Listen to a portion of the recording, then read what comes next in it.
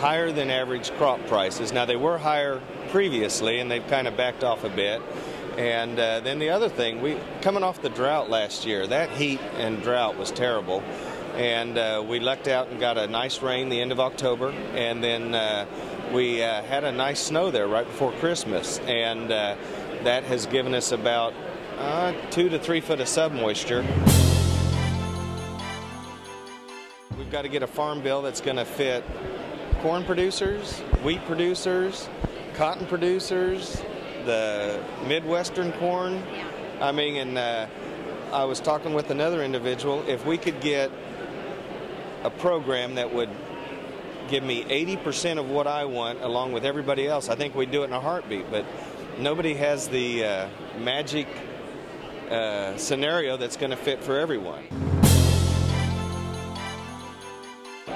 What we thought we could have a break even at $4 and $5 a bushel now has went up to the market price, and there's a lot of management involved.